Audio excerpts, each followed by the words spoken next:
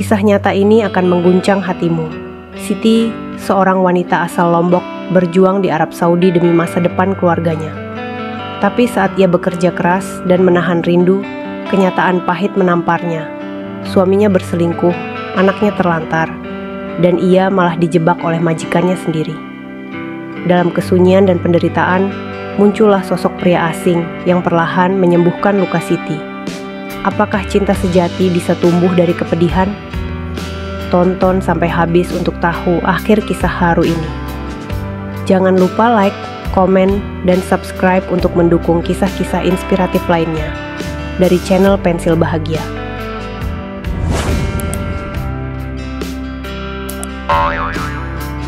Namaku Siti Mariam, 32 tahun. Aku berasal dari Lombok Timur, sebuah desa yang bahkan peta digital pun tak selalu bisa menunjukkan letaknya. Aku adalah seorang ibu dari 2 anak, dan dulunya seorang istri dari lelaki yang begitu aku cintai, Zainal. Pada tahun 2018, aku memutuskan menjadi TKW ke Arab Saudi. Bukan karena ingin, tapi karena keadaan yang memaksa.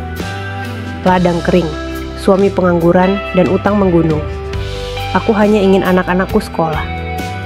Berbulan-bulan aku menahan rindu dan kerja kasar. Tidur hanya 3 jam, makan terburu, bahkan menstruasi pun kadang datang telat karena terlalu lelah. Tapi aku tahan, demi keluarga. Namun satu malam di bulan ke-7, saat aku menghubungi Zainal lewat video call, aku melihat seorang wanita keluar dari kamar kami. Mataku membelalak, dadaku sesak, dan telepon langsung diputus. Zainal tidak mengangkat lagi.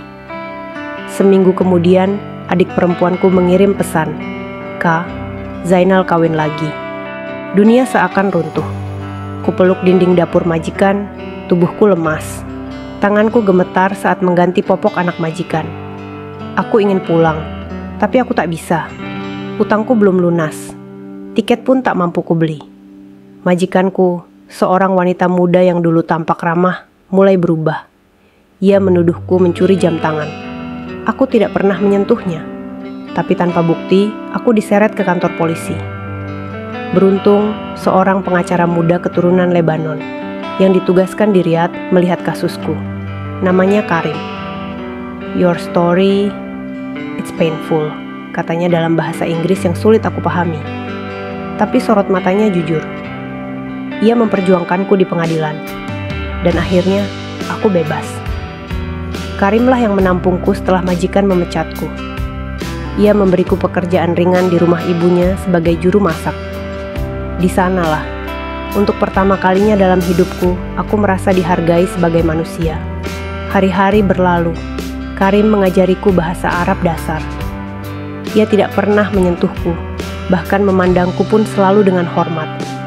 Tapi aku tahu, ada sesuatu dalam sorot matanya yang tidak biasa. "Aku tahu kamu terluka," katanya suatu malam di balkon rumahnya. "Tapi kamu tidak sendiri."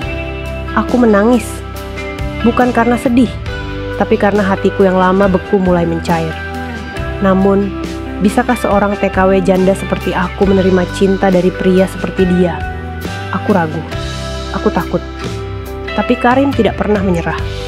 Ia bahkan datang ke Indonesia setahun kemudian, bertemu anak-anakku, dan memintaku menikah dengannya di hadapan keluargaku sendiri. Keluargaku terkejut, tetangga mencibir, tapi anak-anakku memeluknya dan berkata, "Bunda, kami ingin Bunda bahagia." Aku menikah dengan Karim di bawah pohon mangga depan rumah. Sederhana, tanpa pesta besar, tapi penuh cinta. Hari ini, aku menulis kisah ini bukan untuk pamer kebahagiaan, tapi untuk kalian yang merasa hidup kalian berakhir karena dikhianati. Aku pernah hampir mati karena kehilangan harapan, tapi cinta datang dari arah yang tak disangka. Jika kamu sedang menangis dalam sunyi, percayalah, langit mendengar.